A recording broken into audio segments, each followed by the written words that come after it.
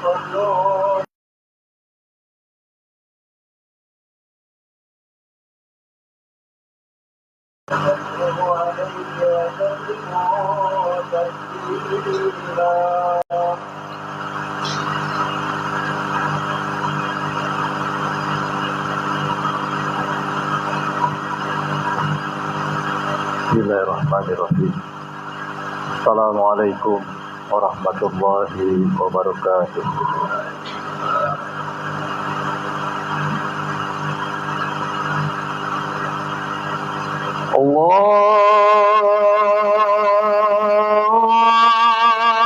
Allahu Akbar, Allahu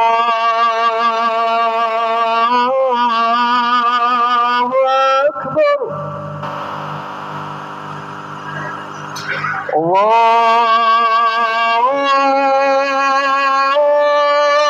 Allahu Akbar, Allahu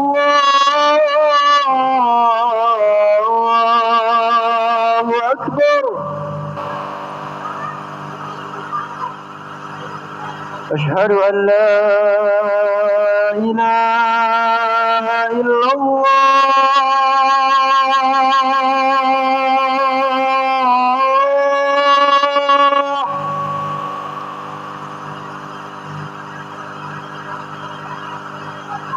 Asyhadu an la ilaha illallah.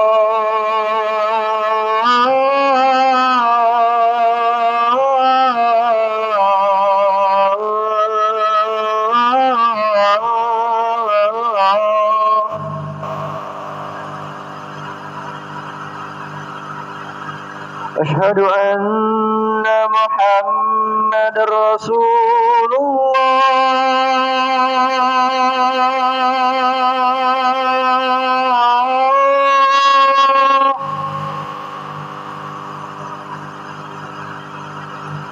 Asyhadu anna Muhammadar Rasulullah.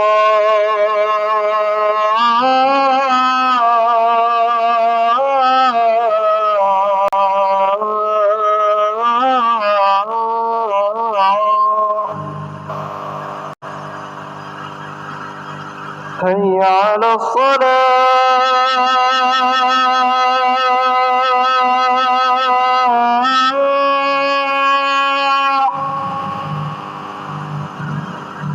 Hayya 'alas salah.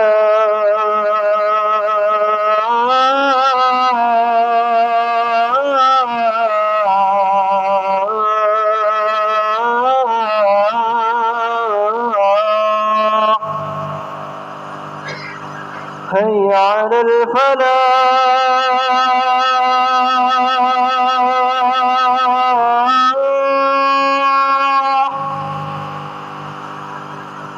Hayya 'alal falah.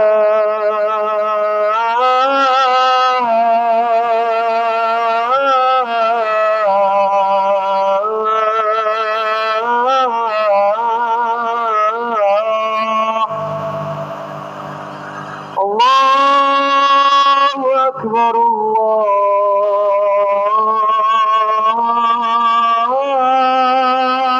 Allahu Akbar. La ilaha illallah.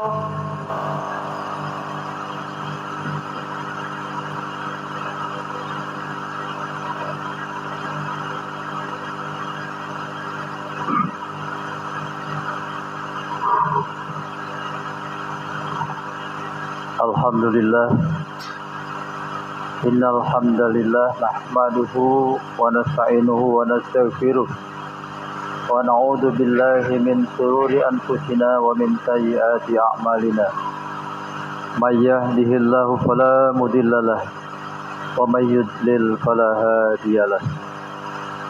Asyhadu an la ilaha illallah wahdahu la syarikalah wa asyhadu anna Muhammadan abduhu wa rasuluh. Allahumma fasholli wa sallim ala sayyidina Muhammad wa ala ali sayyidina Muhammad. Amma ba'du fa ya ibadallah,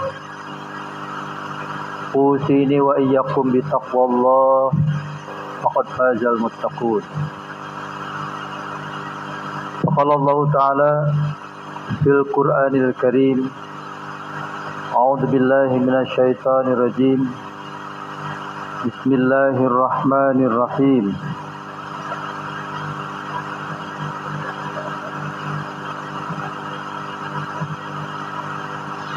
Innamal mu'minuna ikhwatun wa aslihu baina akhawaykum. Wa qala Rasul sallallahu alaihi wasallam salasun la yughalu alaihinna qalbu mri'in mu'minin. Ikhlasul amal lillah wal munasahatu li a'immatil muslimin wa luzumu jama'atihim. Fa inna du'aahum yuhitu min waraihi. Shadaqallahul azim wa shadaqa Rasul sallallahu alaihi wasallam. Hadirin sidang Jumat yang berbahagia, kita bersyukur hari ini masih diberi nikmat oleh Allah untuk dapat berkumpul di tempat yang mulia ini melaksanakan ibadah salat Jumat berjamaah. Semoga apa yang kita lakukan dicatat oleh Allah sebagai salah satu amal soleh kita yang kelak akan memperberat timbangan kebaikan kita di yaumil mizan. Amin. Amin ya rabbal alamin. Salawat dan salam semoga senantiasa Allah limpahkan atas junjungan kita Nabi besar Muhammad sallallahu alaihi wasallam beserta keluarga, sahabat dan para pengikutnya yang setia hingga akhir zaman. Hadirin sidang Jumat yang berbahagia, izinkan dalam waktu yang singkat ini khatib menyampaikan wasiat untuk diri khatib sendiri yang mudah-mudahan ini dapat memberikan manfaat kepada kita semua dalam menapaki kehidupan kita di sisa-sisa usia kita menjelang ajal menjemput kita. Bagi setiap manusia ada satu penyakit yang harus kita hindari agar kehidupan kita bisa selamat tidak hanya di dunia tapi juga hingga di akhirat nanti. Penyakit ini sangat penting untuk kita waspadai, untuk kita antisipasi, untuk kita hindari, karena penyakit yang satu ini dapat menghancurkan kredibilitas kita, dapat meruntuhkan bangunan kebaikan dan kehidupan yang kita bangun dan kita rawat selama ini. Penyakit itu adalah sangat sederhana dalam satu kata, yaitu penyakit dengki, penyakit iri hati. Iri hati, dengki ini banyak menyelinap di hati-hati umat manusia. Maka kita sebagai seorang muslim, kita harus menghindari penyakit yang satu ini sebagaimana resepnya diberikan oleh baginda Nabiullah sallallahu alaihi wasallam dalam salah satu sabdanya. Nadarallahum ra'an sami'a maqalati qawa'a farubba hamilin fikhin laisa bifaqihin.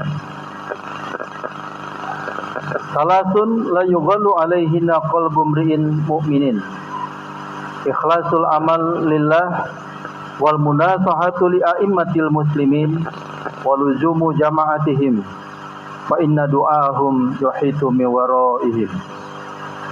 Yang artinya, semoga Allah mengangkat derajat seseorang yang mendengar ucapanku lalu dia memahaminya. Betapa banyak para pembawa fikih, betapa banyak para ahli fikih yang mereka tidak faqih. Ada 3 perkara yang karenanya hati seorang mukmin tidak akan ditimpa dengki. Pertama, mengikhlaskan amal karena Allah. Yang kedua, memberi nasihat kepada para pemimpin kaum muslimin. dan yang ketiga berpegang kepada jamaah mereka, karena doa mereka mengelilingi mereka dari belakang mereka. Hadis riwayat Bazzar. Hadirin sidang Jumat yang berbahagia, dari hadis tersebut baginda Rasul sallallahu alaihi wasallam memberikan resep kepada kita agar terhindar dari penyakit dengki. Yang pertama adalah ikhlas. Ikhlas inilah sebetulnya di antara 3 resep tadi, itulah resep yang utama. Ikhlas inilah resep yang paling mempengaruhi 2 resep yang lainnya. Secara harfiah, hadirin sidang Jumat yang berbahagia, ikhlas itu artinya bersih, murni, dan tidak ada campuran lain. Maksudnya adalah bersihnya hati dan pikiran seseorang dari motif-motif selain Allah ketika ia melakukan suatu amal perbuatan. Jadi orang yang ikhlas adalah orang yang ketika melakukan sesuatu, apapun yang dilakukannya, itu niatnya karena Allah Subhanahu wa Ta'ala dan hanya mengharapkan ridhonya semata dari amal yang ia lakukan. Orang yang mengamalkan segala sesuatu dengan ikhlas, dia sadar bahwa karena dengan ikhlaslah amal yang dilakukannya akan diterima di sisi Allah Subhanahu wa Ta'ala. Hal ini sebagaimana juga telah diingatkan oleh baginda Rasul sallallahu alaihi wasallam dalam salah satu sabdanya yang berbunyi, la yaqbalullahu minal amal illa kana lahu khalisan wabtughiya bihi wajhu. Yang artinya Allah tidak menerima amal kecuali amal yang dikerjakan dengan ikhlas karena dia semata-mata dan dimaksudkan untuk mencari keridhoannya. Hadis riwayat Ibnu Majah. Gambaran ikhlas hanya mencari amal, hanya mencari ridha Allah, ini ditegaskan lagi oleh baginda Rasulullah dalam hadis yang lain. Beliau bersabda bahwa la tadkhulul jannah ahadukum bi amalih. Tidaklah seseorang masuk ke dalam surga Allah karena amalnya. Para sahabat menerima pesan baginda ini terkaget-kaget. Kok bisa? Karena amalnya seseorang nggak bisa masuk surga. Saking kagetnya para sahabat mengkonfirmasi, memastikan dengan bertanya, wala anta ya Rasulullah, apakah anda juga nggak bisa masuk surga karena amalnya ya Rasulullah? Rasulullah menjawab, wala ana, termasuk saya juga nggak bisa. Jadi nggak ada jaminan, hadirin sidang Jumat yang berbahagia, amal-amal yang kita lakukan itu akan menyebabkan kita masuk ke dalam surganya. Di ujung hadis ini, baginda Rasulullah menjelaskan, illa at-taqamadani Allahu birahmati, kecuali orang-orang yang Allah berikan kepadanya rahmatnya. Jadi syarat untuk masuk ke dalam surganya itu adalah karena rahmatnya Allah yang dilimpahkan atas kita hamba-hambanya. Supaya rahmat Allah ini melimpah atas kita, maka segala amal yang kita lakukan haruslah amal-amal yang diniatkan hanya karena Allah semata. Amal-amal yang niatnya mencari ridha Allah semata, bukan amal-amal yang diniatkan untuk mencari keuntungan sesaat, untuk mencari popularitas, bukan amal-amal yang dilakukan untuk mencari pencitraan semata. Orang-orang yang dalam setiap amalnya dilandasi dengan ikhlas, insya Allah akan terhindar dari rasa iri dan dengki. Sehingga ketika ada orang lain mendapatkan karunia dari Allah, mendapatkan nikmat dan rezeki yang melimpah dari Allah, orang-orang yang ikhlas ini hanya akan berucap alhamdulillah, bersyukur ya. Bukannya dia benci, bukannya dia marah, bukannya dia enggak senang ketika lihat saudaranya, ketika dia lihat orang lain mendapatkan karunia dari Allah. Dan sebaliknya, Ketika saudaranya mendapatkan musibah, bukannya dia malah senang, tetapi dia juga ikut berempati dan bersimpati atas musibah yang mengenai saudara-saudaranya. Itulah orang yang di dalam hatinya tidak ada rasa dengki. Orang yang hatinya dipenuhi dengan dan terbiasa dengan ikhlas.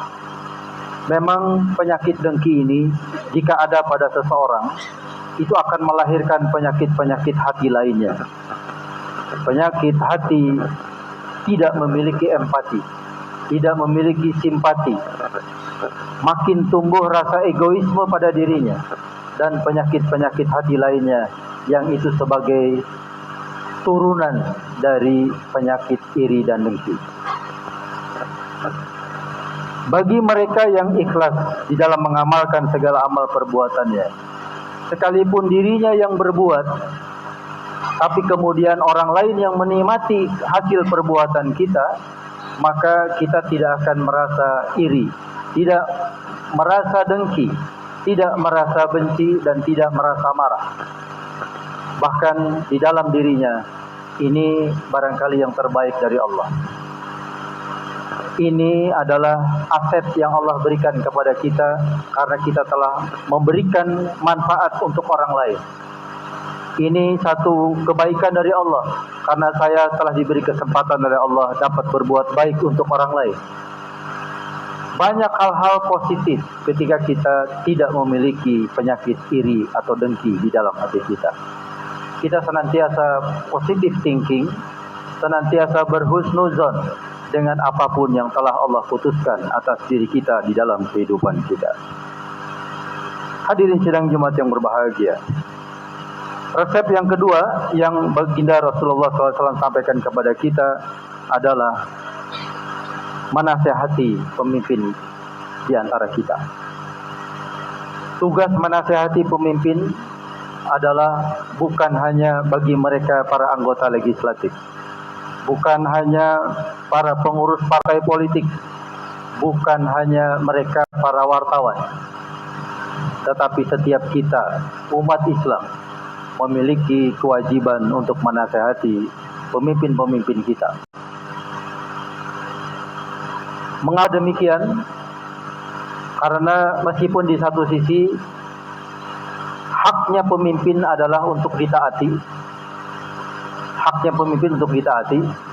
tetapi ketaatan kita kepada pemimpin itu bukan ketaatan yang tanpa batas. Ketaatan kita kepada pemimpin adalah ketaatan yang bersyarat. Syaratnya adalah dalam rangka taat kepada Allah dan Rasul-Nya. Syaratnya adalah dalam rangka tidak maksiat kepada Allah dan Rasul-Nya. Maka di dalam ayat 59 surat An-Nisa, Allah dengan tegas dalam hal ketaatan ini menjelaskan kepada kita, A'udzubillahi minasyaitonirrajim. Ya ayyuhalladzina amanu atiiullaha wa atiiur rasul wa ulil amri minkum. Ketaatan kepada ulil amri tidak didahului oleh kata ati'u di depannya, berbeda dengan atiiullaha wa atiiur rasul.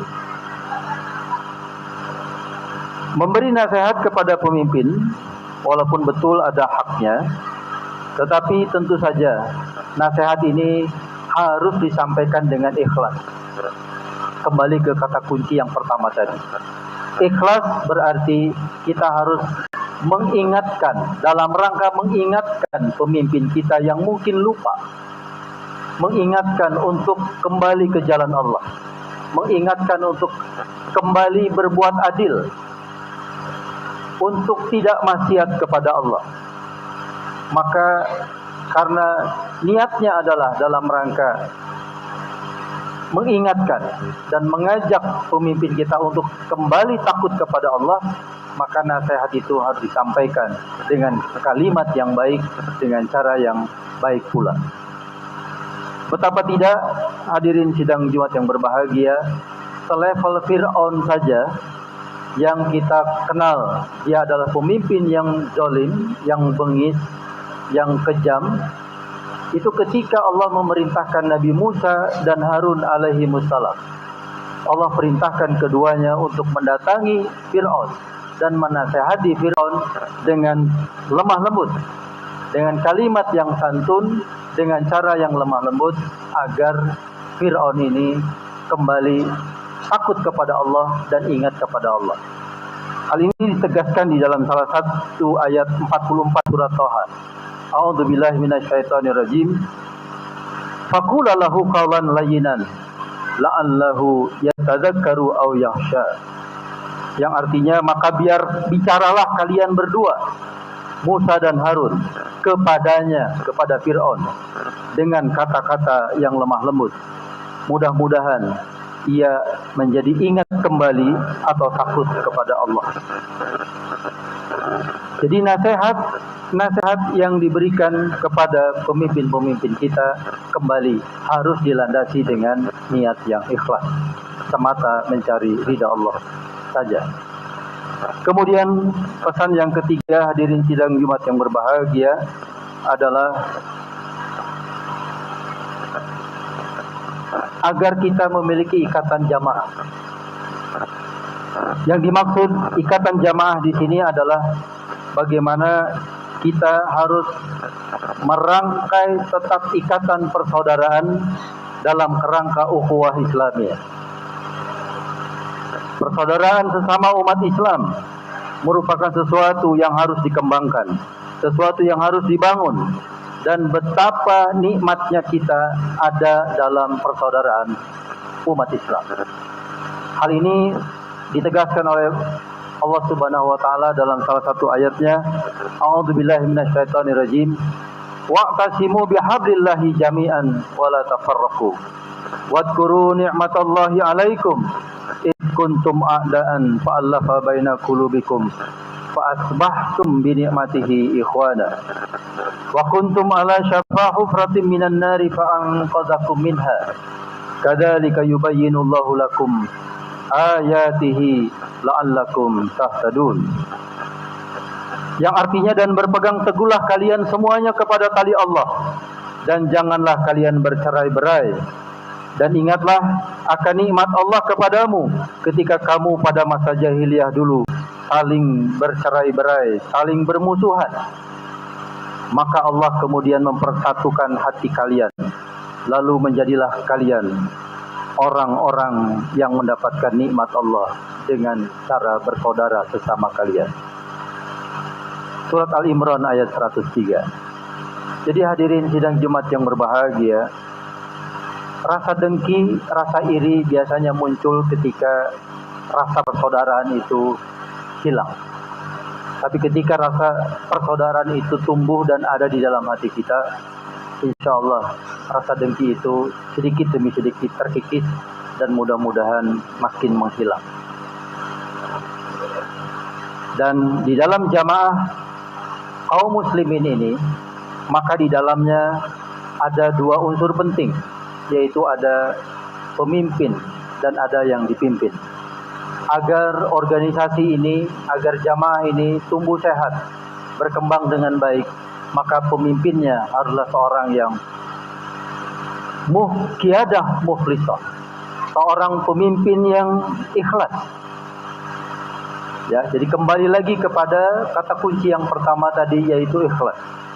Pemimpin yang ikhlas, pemimpin yang memimpin organisasi itu dengan ikhlas, memimpin bukan untuk mencari sesuatu, memimpin bukan untuk mencari pencitraan, tetapi memimpin untuk mencari ridha Allah dan membawa yang dipimpinnya itu ke jalan Allah, ke jalan Islam.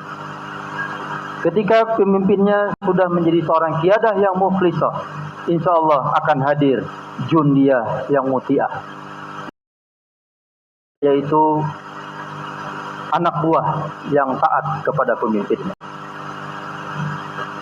Jadi dengan dasar inilah, maka ketika kita ada dalam salah satu organisasi dan kebetulan kita memimpin organisasi tersebut, apapun dan selevel apapun organisasinya, ketika anak buah kita tidak taat kepada kita, maka yang harus introspeksi duluan adalah apakah saya sudah melaksanakan kepemimpinan ini dengan ikhlas atau belum. Demikian hadirin sidang Jumat yang berbahagia, pesan yang singkat yang dapat disampaikan pada siang hari ini. Semoga dapat memberikan manfaat kepada kita semua. Dimudahkan kita oleh Allah untuk memahaminya, untuk menjalaninya dan mengamalkannya dalam kehidupan sehari-hari. Amin amin ya rabbal alamin. Barakallahu li wa lakum fil Qur'anil azim wa nafa'ani wa iyyakum bima fihi minal ayati wa dzikril hakim wa nafa'ani min wastaghfirullahal azim innahu huwal ghafurur rahim.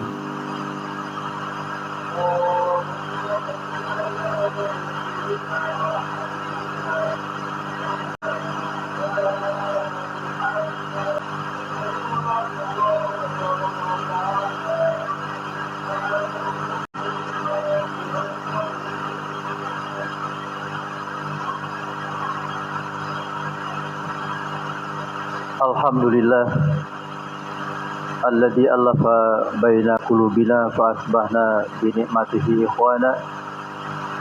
Asyhadu an la ilaha illallah wahdahu la syarikalah wa asyhadu anna Muhammadan abduhu wa rasuluh. Allahumma fasholli wa sallim ala imamil mu'minin wa qaidil mujahidin sayyidina wa nabiyyana wa maulana Muhammad wa ala alihi wa ashabihi wa junudihi wa ansarihi wa man jahada fi sabilillah ila yaumidin. Amma ba'd, fa ya ibadallah ittaqullaha haqqa tuqatih wa la tamutunna illa wa antum muslimun. Wa qala Allah ta'ala fil Qur'anil Karim, a'udzu billahi minasy syaithanir rajim. Innallaha wa malaikatahu yusholluna 'alan nabi. Ya ayyuhalladzina amanu sallu alaihi wa sallimu taslima. Allahumma fasholli wa sallim ala sayyidina Muhammad wa ala ali sayyidina Muhammad wa man ma'ahum bi rahmatika ya arhamar rahimin. Allahumma ighfir lil muslimin wal muslimat wal mu'minin wal mu'minat al ahya'i minhum wal amwat innaka sami'un qaribun mujibu da'wat wa ya qadiyal hajat. Allahumma ighfir lana dhunubana wal ikhwanina alladhina sabaquna bil iman wa la taj'al fi qulubina ghillan lil ladzina amanu rabbana innaka ra'ufur rahim. Allahumma ighfir lana dhunubana wa liwalidayna warhamhuma kama rabbana shaghira. Allahumma rabbana la tuzigh qulubana ba'da idh hadaitana wa hab lana min ladunka rahmah innaka antal wahhab. Rabbana atina fid dunya hasanah wa fil akhirati hasanah wa qina adzabannar. Ibadallah, innallaha ya'muru bil adli wal ihsan wa ita'i dzil qurba wa yanha 'anil fahsya'i wal munkari wal baghi ya'idukum la'allakum tadhakkarun. Wa li dzikrullahi akbar. Aqimis shalah.